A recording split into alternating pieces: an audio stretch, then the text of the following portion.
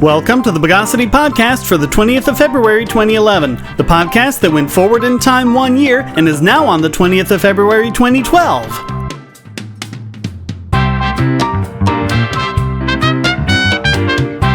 This is your host, Shane Killian. First, a quick correction. In the last podcast, I said that the video game Star Wars: The Old Republic was released in 2008. This was incorrect. 2008 was the date the game was announced, not released. Again, we want to fight misinformation, not create more of it, so we regret the error. Now let's pasteurize the news of the bogus.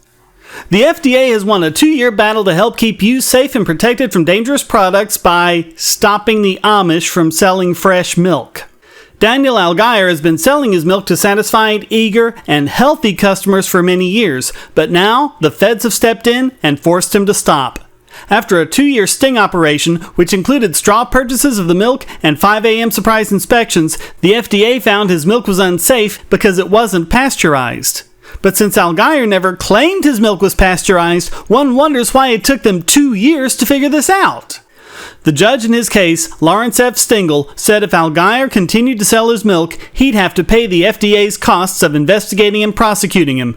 Amazing, isn't it? Loser pays is terrible for you and me, but when it's the government and they win, it's A-OK. The FDA said that it was exercising its authority to stop the sale of milk from one state to another, citing the Commerce Clause of the Constitution. Of course, that's the exact opposite of what the Commerce Clause is supposed to do. It's supposed to regulate commerce. In other words, to make it regular, not restricted. This was the meaning of the word regulate at the time the Constitution was ratified. The federal government has absolutely no authority under the Constitution over what we put into our own bodies. Not that they care about that. Allgaier's customers support him, but many are afraid to speak out for fear the FDA will come after them too. One of them, who asked to remain anonymous, said, quote, "I can't believe in 2012 the federal government is raiding Amish farmers at gunpoint all over a basic human right to eat natural food. God forbid we want the same milk our grandparents drank." Okay, a lot of the arguments for raw milk are bogus. There's no evidence that pasteurization makes milk less healthy, and you're at a slightly greater risk with raw milk once it starts to get old. But according to the FDA's own figures, there were only 2 deaths from contaminated raw milk between 1998 and 2005, and even these can be mitigated with proper hygiene.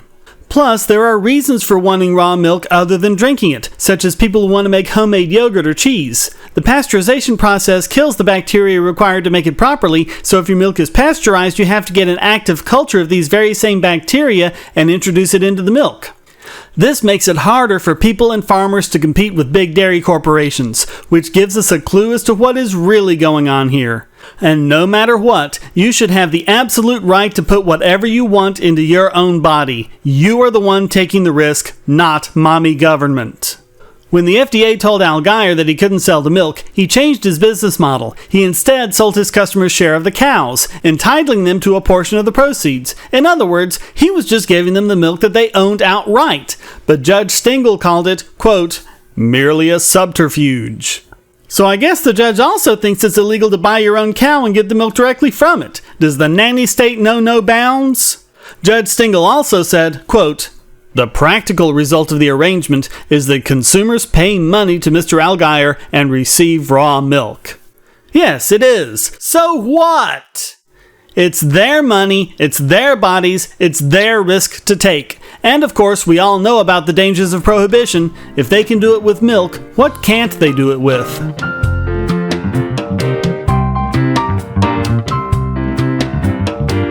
Thanks to American heroes such as Bradley Manning, we know about lots of cases of abuse committed against innocent people by the U.S. government while fighting the war on terror.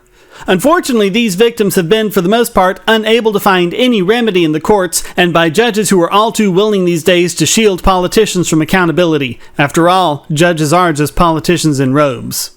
You may say this is part of what a military has to do, but what does it say when the U.S. in this regard compares very unfavorably to, get this, Pakistan? Far from barring these kinds of cases from being heard in the courts, Pakistan's highest court has taken these kinds of cases under their scrutiny. This included ordering the Pakistani government to give their detainees medical exams and to release all of their records for court review.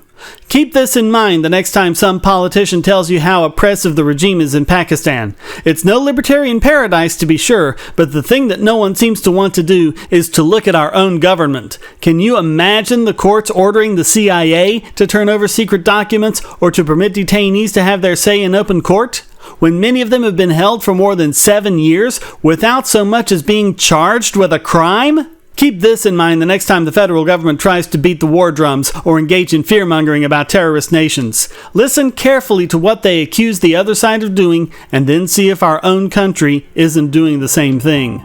But be warned, you may be disturbed by what you find.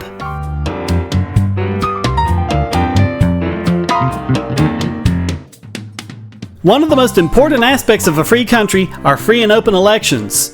Unfortunately, by the time the general election comes around, our choices are winnowed down by the primaries and caucuses that preceded them, so it's just as important for those to be free and open as well. Of course, that only works when your party isn't corrupt, power-hungry, and bent on maintaining the status quo, like, say, the Republican Party.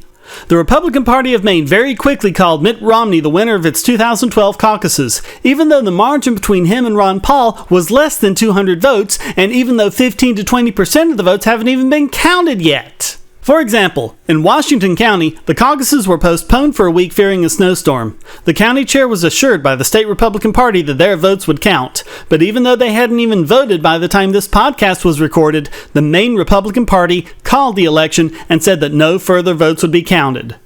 If the turnout in Washington County is comparable to the Iowa caucuses, it could mean 1,300 people casting votes, which could conceivably put Paul over the top. But it gets even worse than that. Over in Waldo County, as well as a few other places in the state, some caucus results were omitted from the statewide count, replaced by zeros for all candidates. The funny thing is, these individual caucuses showed majority votes for, you guessed it, Ron Paul. For example, Matt McDonald, chairman of the Belfast caucus, noticed that zeros were shown for his caucus results, even though his went handily in favor of Ron Paul. In fact, only one of the 18 towns in Waldo County is actually being counted in the results. And this county is a big stronghold for Paul. As a result, McDonald has called for Maine Republican Party Chairman Charlie Webster to set down. Quote, "It was unfair of Mr. Webster to call the winner of the election as he did. Over 15 to 20% of the votes had not been counted yet. A whole county hasn't counted yet, or even voted yet. When all these districts are counted together, it could very well reverse the results and mean a win for Ron Paul in Maine, but Webster doesn't think so." Quote, "There aren't enough votes in Washington County to turn this election around. Whoever was advising Ron Paul should never have mentioned Washington County because it's misleading. It is unfortunate that someone didn't do the research to find out that this is a small rural part of Maine that wouldn't have a major impact on a statewide election."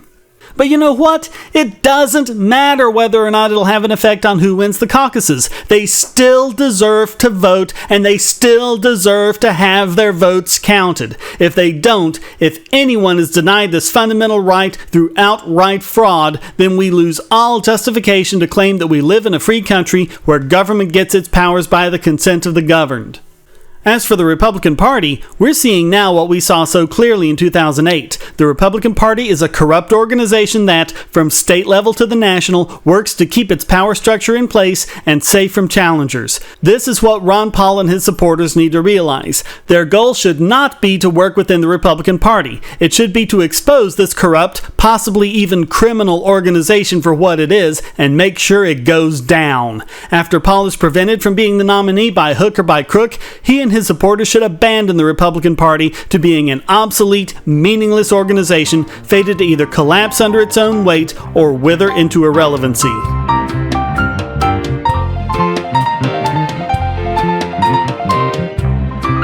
A North Carolina preschool student got an impromptu lesson in government tyranny when a government agent took her lunch away because it wasn't up to the USDA standards for nutrition. The girl's mom had packed her a turkey and cheese sandwich, potato chips, a banana, and apple juice. The government stooge took this unhealthy meal and replaced it with wholesome, healthy chicken nuggets. The Department of Health and Human Services Division of Child Support and Early Education set standards saying that school lunches must meet USDA standards. Not a bad idea, you might say, except they apply those standards not just to cafeteria meals, but also to meals parents send with children. The mother, who wishes to remain anonymous, wrote to her state representative saying, quote, I don't feel that I should pay for a cafeteria lunch when I provide lunch for her from home. What got me so mad is, number one, don't tell my kid I'm not packing her lunch properly. I pack her lunchbox according to what she eats. It always consists of a fruit. It never consists of a vegetable. She eats vegetables at home because I have to watch her because she doesn't really care for vegetables. And yet again, we see that parents know far more about what their children need and will eat than government bureaucrats who don't know them and don't really care about them. What's the point of forcing a vegetable on the child's plate if the child's not going to eat it? What's next? Force feeding them? Of course, we've seen this before, and the ridiculous substitution of chicken nuggets as something more nutritious is just one more example of school lunch regulations working not to protect kids, but the sales and profits of those who provide the lunches, since apparently they can't compete in a free market with the stuff from parents' own kitchens.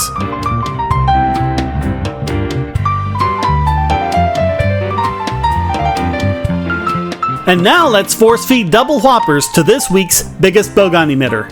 Canada's Public Safety Minister Vic Toews has found himself in the position of defending a new bill that would give Canadian law enforcement officials the power to force ISPs to turn over information without first getting a warrant.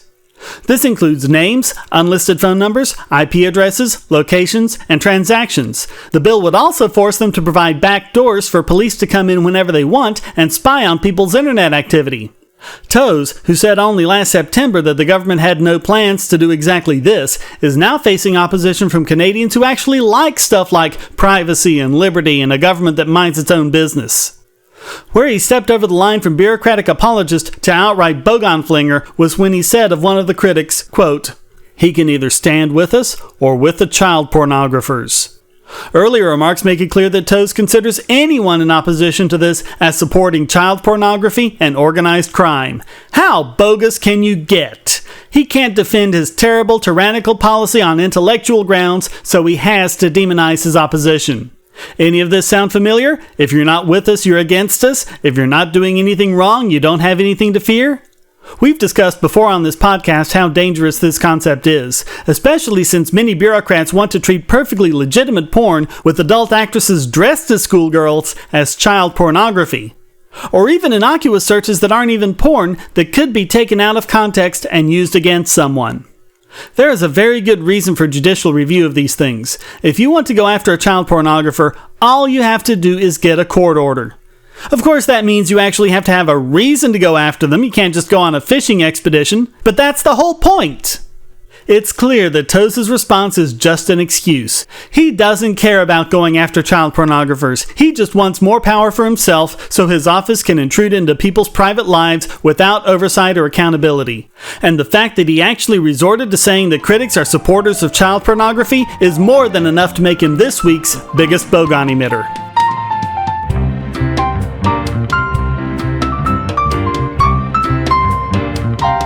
And now it's time to send to the Marines this week's Idiot Extraordinaire. Liz Trotta is someone that no self-respecting journalist would ever ask for her opinion if they actually had the integrity that Fox News hasn't. Wherever there's stupidity, wherever there's dogmatism, wherever there's partisan blather masquerading as legitimate commentary, Liz Trotta will be there. Mostly because she'll be the one making it. Listen to what she said on a recent Fox News broadcast. We have women once more, the feminists, wanting to be warriors and victims at the same time. Yeah, because that's completely impossible, right? No one who serves in the military could ever be a victim of anything. Just a few weeks ago, Defense Secretary Leon Panetta commented on a new Pentagon report on sexual abuse in the military. And the sexual abuse report says that there's been, since 2006, a 64% increase in violent sexual assaults. Let's be clear here. That's an increase in reported assaults, brought about by policies that made it easier for women who were assaulted to come forward. 64% increase in violent sexual assaults. Now, what did they expect? Gee, I don't know. Maybe they expect not to be raped? Is that really so unreasonable? These people are in close contact. The whole airing of this issue has never been done by Congress. It's strictly been a question of pressure from the feminists. Now let's be clear here. We're not talking about women in combat being captured by enemy forces and raped by them. We're talking about women being raped by their fellow soldiers. That doesn't just warrant pressure from the feminists, but for everyone who cares about victims of sexual assault. And the feminists have also directed them, really, to spend a lot of money. They have sexual counselors all over the place, victims advocates, sexual response coordinators. Let me just read something to you from McClatchy newspapers about how much this position on extreme feminism is costing us. Oh, so wanting to punish those who commit sexual assault is extreme feminism? Wanting to, radical idea, treat those assaulted and try and stop it from happening in the future is somehow an extreme position? Something we shouldn't be spending any money on? Total Defense Department spending on sexual assault prevention and related efforts now exceeds $113 million annually. That's from McClatchy newspaper. Yeah, that's a whole 0.008 of the military budget. What enormous waste. How can we possibly defend our country with... You know what? I don't even have the energy for the sarcasm here. So you have this whole bureaucracy upon bureaucracy being built up with all kinds of levels of people to support women in the military who are now being raped too much. What, as opposed to women being raped exactly the right amount? Hey, Trotta, what do you think our military should be doing for servicewomen who aren't being raped enough? Well, many would say that they need to be protected, and these sexual programs, abuse programs, are necessary. That's so funny. I thought prosecutions. the mission of the Army and the Navy and Forest Services was to defend and protect us, not the people who were fighting the war. Trotta, those people who are fighting the war are us. They're American citizens, our sons and daughters, aunts and uncles, nephews and nieces, parents and spouses. And this assault is happening in a system that boasts of its discipline and honor. Our soldiers are under the protection of our military system, and these assaults are happening on their watch. Well, you certainly want the people fighting the war to be protected from anything that could be illegal. Oh, look, that's a nice try, Eric. Yeah, Eric, nice try bragging in things like logic and rationality. Have you forgotten what channel you're on? Every time I think people in the news media can't possibly sink any lower, one of them goes and does it. I guess as long as they're around, I'll never have any shortage of nominees for this unprestigious dishonor. And at the bottom of the heap is Liz Trotta for calling the protections against sexual assault extreme feminism. How could anyone else possibly be this week's Idiot Extraordinaire?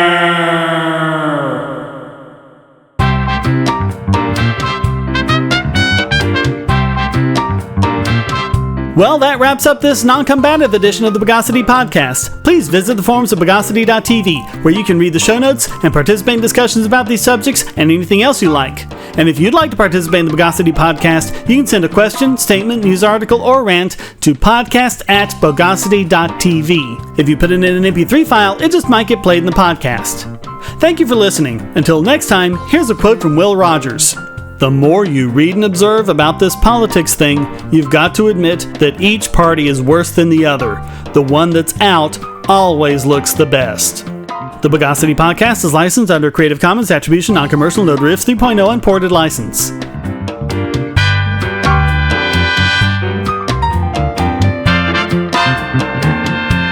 Bogosity.